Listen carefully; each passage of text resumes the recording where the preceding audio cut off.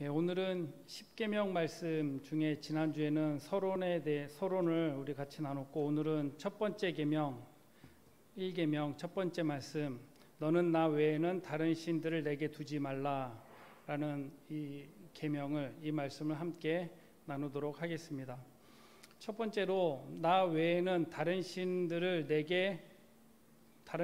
섬기지 말라라는 구체적인 의미가 무엇인지에 대해서 좀 세 가지로 나눠서 좀 생각해보고 말씀을 나누려 합니다.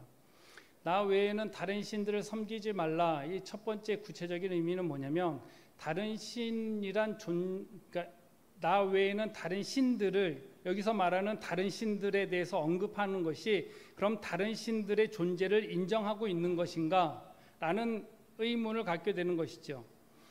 신학적인 용어에서 유일신론과 단일신론이 있습니다. 유일신론은 하나님 한 분만 신이시다, 하나님 한 분뿐이다, 이게 유일신론이고요. 단일신론은 다른 신들의 존재를 인정하면서 오직 한 신과만 특별한 관계를 맺는 것, 그것을 단일신론이라고 합니다. 그래서 여기서 말하는 십계명에서 첫 번째 말씀은 하나님만이 유일신임을 선포하는 것이 목적이 아니라 유일하신 하나님 앞에 그 백성이 어떠한 처신할 것인가를 가르쳐주는 말씀인 거죠. 즉 나 외에는 다른 신들을 섬기지 말라, 이것은 하나님만이 유일신이라는 것을 전제로 하고 있다는 것을 우리가 기억해야 됩니다. 그러니까 여기서 나 외엔 다른 신들을 섬기지 말라라고 하나님 말씀하신 것은 하나님이 다른 신들을 인정하는 것이 아니라 하나님만이 유일신이라는 것을 전제로 하고 있다는 것을 우리가 기억해야 됩니다. 그러면 여기서 나 외에는 이 단어가 가지고 있는 의미는 무엇이냐면, 너는 나와의 관계를 맺고 있기 때문에 나 외에 혹은 내 앞에 다른 신을 내 앞에 두어서는 안 된다라는 것입니다. 원문을 번역하면 나 외에는, 이 단어의 원문의 의미는 너는 내 면전에서 다른 신들을 두지 말라, 다른 신들을 인정하는 것이 아니라 다른 이방 민족들이 섬기고 있는 그 신이라고 말하는 그러한 것들을 하나님 면전에 두지 말라라는 것이죠. 하나님 외에는 다른 신, 하나님만이 유일신이고, 그리고 다른 신, 하나님 앞에 다른 어떤 것도 두지 말라라는 엄격한 하나님의 말씀을 여기서 1계명에서 말씀하고 있습니다. 그러면 우상 숭배란 무엇인가? 3번에 살펴보면 하나님에 의해 해방된 하나님의 백성들이 그들의 구원주요 주되신 여호와의 면전에서 신 아닌 존재를 신으로 섬기는 행위가 우상 숭배다라는 것입니다. 즉 하나님만 유일하신 신이고 하나님만 온전히 살아계신 하나님, 온전하신 신인데 신 아닌 어떤 것을 하나님과 같은 위치에 두지 말라라는 거예요. 하나님 면전에 두지 말라. 하나님만 유일한 하나님이고 유일한 신이기 때문에 다른 어떤 것도 하나님과 같은 위치에 두지 말라. 같은 위치에 하나님 면전에 두지 말라. 그것이 나 외에는 다른 신들을 두지 말라. 다시 한번 말씀드리면, 다른 신들을 섬기지 말라는 것은 다른 신을 인정하는 게 아니에요. 하나님만 온전한 유일신임을 전제하고 있고, 신 아닌 것을 하나님 면전에 같은 위치에 두지 말라. 그것이 나 외엔 다른 신을 섬기지 말라라는 의미인 것입니다. 그럼 두 번째로, 우상 숭배를 금지하신 이유가 무엇인가? 첫 번째로 살펴보면 여호와의 면전에서 다른 신들을, 이스라엘과 여호와의 관계가 깨지기 때문에 다른 신을, 우상을 섬기지 말라라고 말씀하고 있는 것입니다. 하나님과 우리와의 친밀한 관계가 여기서 말씀하고 있는 거예요. 너는 나 외에 다른 신을 두지 마라. 내 면전에 다른 신을 두지 마라. 내 면전에 신 아닌 다른 존재를 두지 말라. 이것은 하나님과 우리와 친밀한 관계를 맺고 있다라는 것이고, 두 번째는 하나님께서 이스라엘에게 요구하시는 배타적인 관계를 강조하고 있는 것입니다. 여기서 배타적인 관계는 어떤 관계로 표현할 수 있냐면 부부관계와 흡사 똑같다라는 거예요. 제가 1계명을 묵상하면서 이 1계명을 살펴보면서 배타적인 관계를 설명할 때 이런 생각이 번뜩 들었습니다. 어떤 것이냐면, 여러분들 남편이 너무너무 좋아요. 좋다고 전제합시다. 남편이 너무너무 친절하고 너무너무 상냥하고 돈도 잘 벌어오고 딴짓을 안 해요. 그런데 어느 날 여자를 데리고 왔어요. 그리고 나는 당신을 너무너무 사랑해. 그리고 이 여자도 너무너무 사랑해. 이것이 성립이 돼요, 안 돼요? 안 된다라는 거예요. 그것이 배타적인 관계예요. 부부 관계에서는 남편과 나 1대1의 긴밀한 관계, 친밀한 관계, 그리고 배타적인 관계는 누구도 여기에 들어와서는 안 되는 관계가 배타적인 관계예요. 내 앞에 다른 신을 두지 말라는 것은 그와 흡사 비슷하다라는 거예요. 나도 남편을 사랑하고 남편도 나를 너무너무 사랑해요. 너무너무 착하고 돈도 잘 벌어오고 잘생기고 100점이 있다고 한다면 진짜 100점 남편이에요. 그런데 그 남편이 또 다른 여자도 나를 사랑하는 것만큼 사랑하는 또 다른 대상을 데려와서 나는 당신을 사랑해. 그리고 이 여자도 사랑해. 이것이 성립이 된다고 생각하시는 분은 이상하신 분이에요. 이것이 성립이 안 되는 것, 이것이 배타적인 관계예요. 이것이 너는 나 외에 다른 신을 섬기지 말아라 라는 의미와 흡사 비슷하다라는 것입니다. 그래서 하나님이 이스라엘 백성에게 원하신 것, 신명기 6장 4절과 5절, 마가복음 12장 30절에 마음을 다하고 뜻을 다하고 힘을 다하여 하나님만 사랑하라. 이것이 배타적인 관계예요. 이 말씀은 마음을 다하고 뜻을 다하고 힘을 다하여 하나님만 사랑하라는 것은 하나님이 이스라엘 백성들을 사랑하고 있다라는 전제가 있는 거죠. 내가 이스라엘 백성들을 사랑한다. 그리고 너희도 마음을 다하고 뜻을 다하고 힘을 다해서 누구만 하나님만 사랑하라는 거예요. 너무나도 사랑하는 남편이 나도 사랑하고 다른 여인도 똑같이 사랑한다. 그것이 성립이 안 되는 것과 같이 하나님을 우리를 그와 같이 예수 그리스도를 우리에게 주시기까지 사랑하신 그 사랑을 보여주시고 그렇게 사랑하듯이 너희도 나를, 이스라엘 백성도 하나님을 그렇게 사랑하라 라고 말씀하고 있습니다. 우상 숭배를 금지하신 이유 두 번째 무엇이냐면 진정한 자유를 상실한다라는 거예요. 우상 숭배를 할 때 자유를 상실한다라는 것이죠. 오직 여호와만 주님이시고 해방자이심을 기억하고 하나님과의 배타적인 관계를 맺어야 한다는 것입니다. 하나님만 진정한 해방과 자유를 주신다라는 거예요. 하나님 없이는 못 살고 그리고 뭐 있어도 살고 없어도 살고 그런 관계가 아니라 하나님만 우리에게 진정한 자유를 주신다라는 것이죠. 이 부분이 우리가 생각할 땐 좀 많이 추상적이고 어려운 것 같습니다. 그런데 이 역사적인 예화를 보면 그 루터의 예를 들어보면 우리가 자유에 대해서 신앙 안에서 자유가 어떤 것인지 조금 엿볼 수가 있다 생각이 됩니다. 하나님만 신뢰하면 어떤 자유가 가능한지 역사적으로 보면 루터가 1517년 10월 31일 날 비텐베르크 대학 교회 정문에 95개조 대자보를 붙입니다. 그것으로 인해서 종교개혁 바람이 일어났고 그리고 로마 가톨릭으로부터 루터는 이단으로 정죄되고 출교되어지게 됩니다. 그런데 당시 황제였던 찰스 5세가 국회 청문회를 열어서 루터를 불러요. 그리고 그 청문회에 참석을 시킵니다. 그리고 찰스 5세가 루터에게 두 가지 질문해요. 첫 번째, 그대 이름으로 출판된 이 책이 정말 그대가 쓴 것인가? 예, 제가 쓴 것입니다. 종교개혁의 기반이 되었던 책이죠. 두 번째, 황제가 이렇게 묻습니다. 그대는 이 책의 내용을 철회해야 할 마음이 있는가? 황제가 물어요.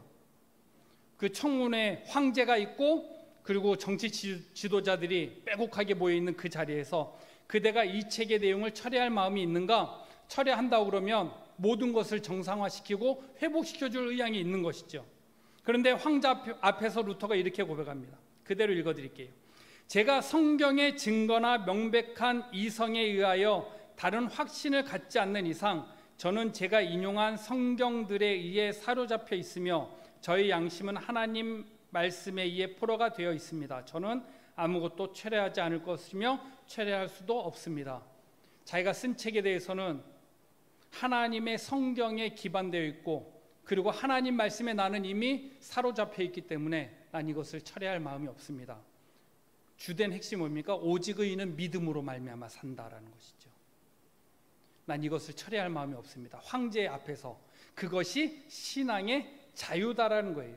하나님의 말씀에 사로잡혀 있을 때 경험할 수 있는 신앙의 자유다라는 거예요.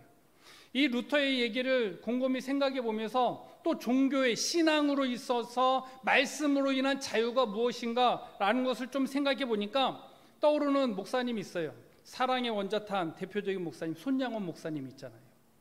자기의 아들을 죽인 그 사람을 양자로 삼아서 공부시키잖아요. 그게 말씀에 사로잡힌 사람의 모습이 아닌가라는 생각을 하게 된다는 것입니다.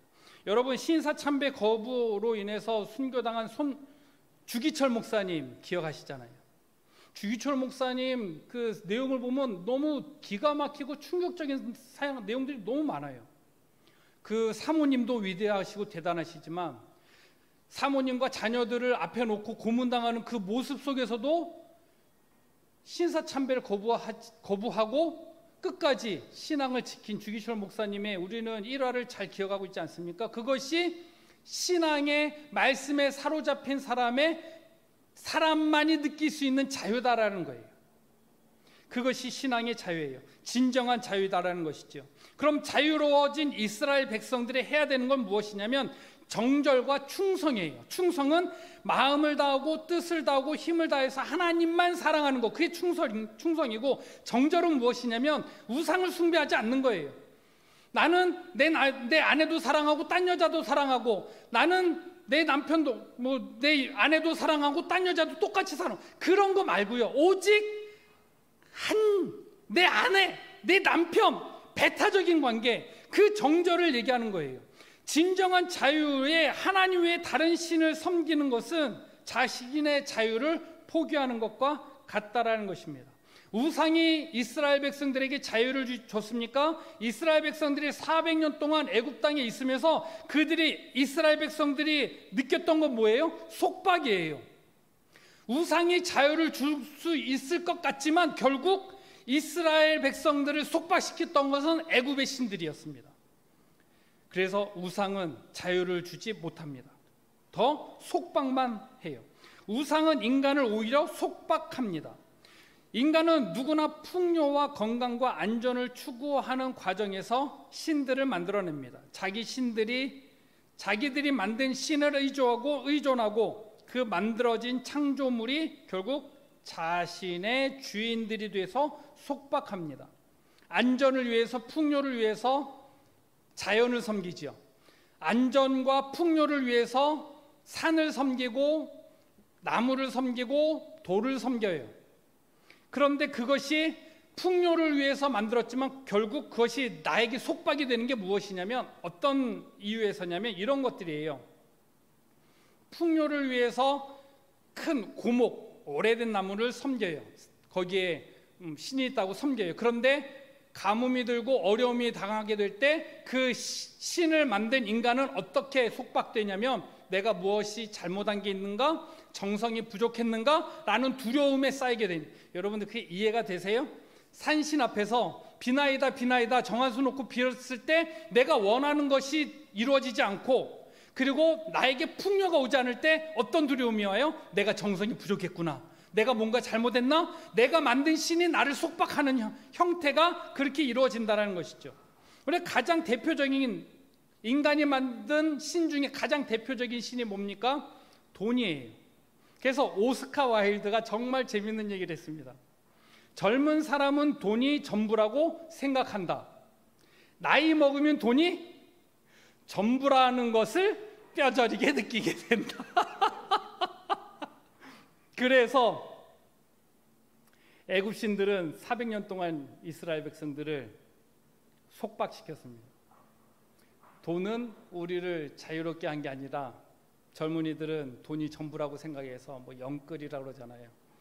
그리고 대출도 능력이다, 그런 말 들어보셨죠? 대출도 능력이다, 계속 모으잖아요. 그런데 나이 들면 더 뼈저리게 느끼는 게 뭡니까? 돈이 전부라는 것을 더 뼈저리게 느끼게 돼요. 그래서 전에 있었던 교회 목사님이 어르신들한테 이런 말씀하셨어요. 어르신들 통장에 1,000원을 넣어놓고 자녀들에게 이렇게 말씀하십시오. 나 통장에 돈 많다! 라고 말씀하셔야지 노년에 평안합니다. 근데 그 얘기가 이해가 되는 거예요. 어르신들의 힘은 그래서 뼈저리게 느끼고, 그것이 인간이 만들어 놓은 돈이라는 신 앞에 속박되어진다는 것이죠. 결국 애굽에서 종로를 타던 이스라엘 백성은 하나님으로 인하여서 자유로워졌어요. 그리고 그 자유를 빼앗기지 아니하려면 하나님 면전 앞에 하나님과 같은 위치에 다른 신을 두면 안 된다라는 거예요. 우리가 거기서 자유로워질 수 있는 방법은 하나님을 섬기는 거, 하나님을 어떻게 마음을 다하고 뜻을 다하고 힘을 다해서 사랑하는 방법이죠. 돈이라는 신 앞에 자유로울 수 있는 방법, 하나님을 섬기는 거예요. 하나님을 더욱 마음을 다하고 뜻을 다하고 힘을 다해서 사랑하는 방법이죠.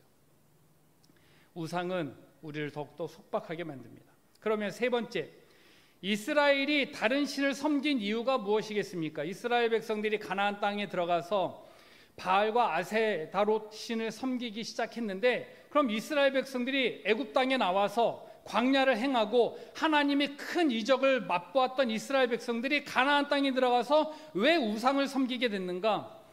가나안 땅에 들어가서 보니까 가나안 땅 사람들이 섬겼던 가장 대표적인 신이 바알과 아세라 신, 아스다롯 또는 아세라 신이에요. 바알 신은 농경신으로 비, 번개, 바람, 그래서 그림을 보면 알 수 있듯이 오른손에는 곤봉을 들고 있고 왼손에는 창을 들고 있습니다. 그리고 다리 밑에 보면 산과 구름 위에 서 있어요. 땅의 풍요가 바알로부터 제공되고 비를 달라고 비와 번개와 바람을 관여하고 있기 때문에 땅의 풍요가 바알로부터 온다고 생각한 거예요. 그리고 가나안 땅은 큰 강이 없는 높은 지대에 있었기 때문에 하늘로부터 비가 내리지 않으면 무엇인가를 할 수 없는 것이 가나안 땅이었어요. 그런데 아스다롯 신은, 아세라 신은 어떤 신이냐면 여자 신이에요. 전쟁의 신인데 바알 신과 아세라 신은 부부의 신입니다. 부부예요. 그래서 가나안 사람들이 어떻게 생각했냐면 이 부부 신이 사랑을 많이 하면 할수록 자손이 번창하고 가축의 수가 늘어나고 땅의 소출이 많이 난다고 생각을 했어요. 그런데 바알 사람들은 어떻게 생각하냐면 신도 인간과 같은 그러한 모습을 행하고 있다라고 생각을 해서 바알과 아세라가 성행위를 많이 할수록 풍요가 일어난다. 그러면 바알과 아세라가 성행위를 할 수 있도록 자극하는 것이 필요하다. 그래서 어떤 형태가 일어났냐면 가나안 땅에는 바알과 아세라롯이 사랑의 행위를 부추기기 위해서 신전에 여자 신을 섬기는 사람들이 성행위를 한 거예요. 그러니까 우리가 가나안 땅의 그 행위가 음란하고 방탕하다라고 생각할 수도 있지만 또 달리 생각해 보면 이 사람들은 신을 섬기는 행위였어요. 그래서 남자와 여자가 신전에서 성행위를 통해서 바알과 아세라롯이 그 모습을 보고 바알과 아세라 부부신이 성행위를 통해서 이 땅에 풍요가 일어난다라고 했던 거예요. 그래서 부부신을 섬겼던 것이죠. 그러면 이스라엘 백성들은 왜 가나안 땅에 들어가서 하나님을 저버리고 바알과 아세라 신을 섬겼는가? 여기서 우리가 기억해야 될 거, 이스라엘 백성들은 하나님을 완전히 버린 게 아니에요. 하나님도 섬기고 바알과 아세라 신도 섬긴 거예요. 하나님을 아예 잊어버린 게 아니에요. 그러면 왜 이스라엘 백성은 바알과 아세라 신을 섬겼는가? 가나안 사람들을 보니까 그렇게 하니까 잘 되더라는 것이죠. 가나안 사람들이 농경 생활을 하면서 그들이 풍요로운 삶을 보면서 무엇을 보냐면 바알과 아세라 신을 섬겼던 모습 또한 학습한 거예요. 어떤 거와 같냐면 학생들이 공부 잘하는 애들 모습을 따라가는 것과 비슷해요.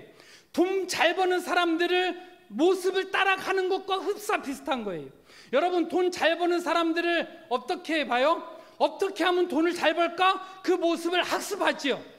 인터넷이나 유튜브나 책을 통해서 돈 잘 버는 사람을 우리는 학습을 해요. 그리고 그것을 따라가기로 해요. 그러면 그것에서 하나님 완전히 버렸느냐? 아니에요. 하나님도 섬기고 바알과 아세라도 섬기고 바알과 아세라를 섬기는 모습을 학습하면서 하나님과 바알과 아세라를 같이 섬기는 거예요. 왜요? 풍요를 위해서, 풍요와 경제적인 만족을 위해서 이스라엘 백성들이 그렇게 따라가기 시작했다는 것이죠. 그러면 이스라엘을 다른 신을 섬긴 근본적인 이유가 무엇입니까? 경제적인 윤택한 삶을 살아가기 위한 욕망이 있었다라는 거예요. 하나님을 아예 저버린 게 아니에요. 하나님도 좋고 바알과 아세라도 좋고, 그래서 하나님이 이스라엘 백성들을 간음했다라고 말씀하시는 이유가 여기 있는 거예요. 이스라엘 백성들이 간음했다, 나를 저버렸다, 이것은 내 남편이 나를 너무너무나도 사랑하는데 이 여자도 딴 여자도 똑같이 사랑한다는 거예요. 그럼 여러분들, 아내 되신 여러분들 받아들일 수가 있어요? 남편이 진짜 못됐다고 칩시다. 돈도 못 벌고 진짜 못됐다고, 성격도 그지 같고 못됐다고 쳐요. 그런데 그런 남편이 딴 여자를 사랑하는 거 받아들일 수 있어요? 성격이 못돼도요 받아들일 수 없는 거예요. 하나님과 이스라엘과의 관계, 하나님과 나와의 관계가 그와 같이 배타적인 관계예요. 하나님과 같은 위치에 신 아닌 다른 곳을 두는 걸 하나님을 못 보신다는 거예요. 그래서 성경은 하나님을 하나님을 어떻게 소개하고 있습니까? 질투하는 하나님이라고 얘기하고 있는 거예요. 나 외에 다른 여자를 사랑하는 남편에 대해서 질투하는 것과 같은, 그것보다 더 큰 질투를 하시는 것. 그래서는 안 된다라는 거 하나님이 1계명에서 말씀하고 있는 거예요. 그런데 왜 이스라엘 백성들이 우상을 섬겼습니까? 이스라엘 백성들이 가나안 땅에 들어가서 가나안 사람들을 보니까 경제적인 윤택함과 풍요로운 삶을 따라가는 거예요. 어떻게 하면 돈을 더 잘 벌 수 있을까? 어떻게 하면 공부를 더 잘할 수 있을까? 잘하는 아이들을 모습을 따라가는 거고요. 돈 잘 버는 사람들의 모습을 따라가는 거예요. 그럼 하나님을 저버렸어요? 아니요, 하나님은 안 버렸어요. 그래서 가끔 교회 와요. 그리고 너는 예수님 믿냐? 그러나 예수님을 믿는다고 해요. 그러나 돈 잘 버는 사람의 모습을 쫓아가요. 하나님 없는 삶을 쫓아가요. 공부 잘하는 애의 모습을 쫓아가요. 하나님을 믿지만 공부 잘하는 하나님 없는 삶을 쫓아가요. 그러면서 얘기하는 것은 나는 하나님도 믿는다라는 거죠. 그것이 우상숭배예요. 그것이 나 외에 다른 신을 섬기지 말라라는 하나님의 말씀이에요. 그렇게 본다고 한다면 우리는 굉장히 심각해질 수밖에 없습니다. 그럼 그 기준을 무엇으로 우리가 판단할 수 있느냐? 우선순위예요. 대표적인 거 11조예요. 제가 종종 저희 부끄러운 모습을 드러내는 것 중에 하나가 그거거든요. 예전에, 전 요즘에 안 그래요. 분명히 말씀드립니다. 지금은 절대 그러지 않습니다. 한때 그랬어요. 용돈 받아서 사는데, 용돈 받아서 살아요. 용돈 받아서 사는데 거기서 제 친구 선교사에게 용돈에 얼마를 보내요. 그런데 용돈 받아보신 분들은 아시겠지만 용돈은 늘 부족해요. 부족한 용돈 중에 어디서 이걸 보충할 수 있을까? 제일 먼저 떠오르는 게 뭐냐면 친구 선교사한테 보내는 선교비를 안 보내면 이 생각이 번뜩 떠오르는 거예요. 그리고 보낼게요, 안 보낼게요? 보냈어요. 보냈어요. 그런데 부끄러운 생각이 뭐냐면, 그런 생각이 드는 것이 극히 인간적이고 극히 저의 연약함이 거기서 보여지게 된 거예요. 어렸을 때 어머니가 이런 말씀을 종종 하셨습니다. 영선아, 11조 빌렸다, 그리고 11조 갚았다. 전 그 얘기가 그때는 잘 뭔지 몰랐어요. 그런데 안 갚으면 문제가 되는데 갚았대잖아요. 우선순위의 문제예요. 아이들이 시험 기간에 교회 안 나오는 거 정상입니까? 이건 부모님 책임이에요. 안 그러겠습니까? 아이들은 부모님 책임이에요. 부모님이 짊어야 될 신앙의 무게예요. 그게 감당할 수 있겠어요? 저 쉽지 않을 거라 생각됩니다. 전 진짜 쉽지 않을 거라 생각해요. 학원비가 얼만데, 보충해도 한 과목, 학원비 진짜 비싸잖아요. 왜 우리 부모님들 왜 직장 생활해요? 학원비 벌려고 직장 생활 하시잖아요. 그게 틀린 말은 아니거든요. 그것이 하나님 외에 다른 신을 섬기지 말라는 것은 하나님과 같은 위치에 두지 말라는 거예요. 우상숭배가 앞에 넙죽 절하는 것만이 우상숭배가 아니다라는 거지요. 우상숭배는 하나님 아예 저버리고 난 하나님 몰라? 이것이 우상숭배가 아니다라는 거예요. 이스라엘 백성들은 가나안 땅에 들어가서 하나님도 섬겼고 바알과 아세라도 섬겼어요. 그럼 왜 바알과 아세라를 섬겼어요? 농경 사회에서 농사를 지어보지 않은 이스라엘 백성들이 가나안 사람들의 농사 짓는 모습을 보니까 잘 되는 모습을 따라가게 된 거예요. 왜 그 모습을 따라가게 된 거예요? 본인들도, 이스라엘 백성들도 풍성한 수확을 거둬서 경제적인 윤택한 삶을 살고 싶은 욕망이 있었기 때문에 그런 것이죠. 그래서 이스라엘 백성들이 우상 숭배를 하게 된 것입니다. 그리고 그 유혹을 매번 하게 되어지는 거예요. 그 유혹이 매번 있게 되어지는 거예요. 그러면 마지막으로 우리가 우상의 유혹을 피할 수 있는 방법은 무엇인가? 첫 번째, 너는 나 외에 다른 신을 내게 두지 말라. 이 계명을 우리가 명확하고 정확하게 이해하고 마음에 품어야 된다는 것입니다. 나 외에 다른 신을 내게 두지 말라. 다른 신을 있는 것을 인정하는 게 아니에요. 하나님 앞에, 하나님 면전에 하나님과 같은 위치에 신 아닌 다른 것을 신인 것처럼 두지 말라라는 거예요.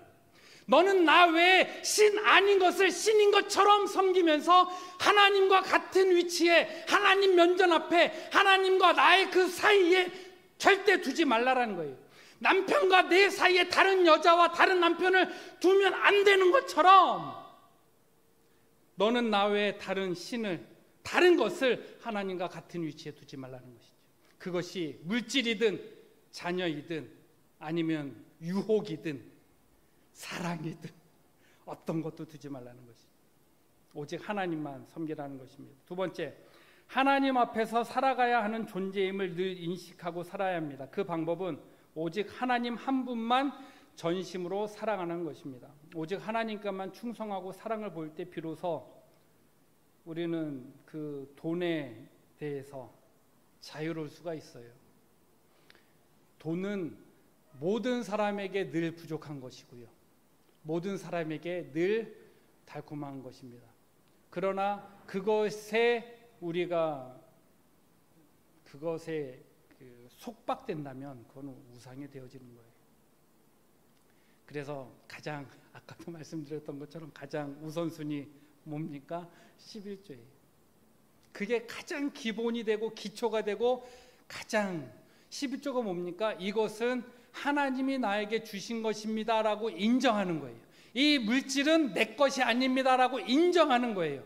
하나님이 나에게 주신 것입니다. 그리고 11조를 띠므로 인해서 하나님이 나에게 주신 것이고 하나님이 주신 것이기 때문에 하나님을 위해서, 하나님의 나라를 위해서, 하나님의 영광을 위해서, 나와 내 자녀와 이웃을 위해서, 교회를 위해서, 가정을 위해서 하나님이 기뻐하시는 뜻대로 사용하겠습니다 라고 고백하는 거예요. 그것이 신앙 고백인 것이죠. 그게 우선순위예요. 그리고 나 외에 다른 신들, 우리에게 있는 많은 우선순위들이 있을 것입니다. 거기에서 우선순위를, 하나님을 우선순위로 두는 것, 그것이 우상의 유혹을 피할 수 있는 유일한 방법입니다. 방법은 무엇입니까? 신명기 6장 4절과 5절, 마가복음 12장 30절, 마음을 다하고 뜻을 다하고 힘을 다하여 하나님만 사랑하는 것, 하나님만 사랑하는 그 방법이에요. 그래서 성경에서는 하나님과 재물을 겸하여 섬길 수 없다라고 말씀하신 것은 하나님만 사랑할 때 우리가 우상의 유혹에서 피할 수 있다라는 것입니다. 이렇게 해서 제1계명을 마치도록 하겠습니다. 너는 나 외에 다른 신을 내게 두지 말라.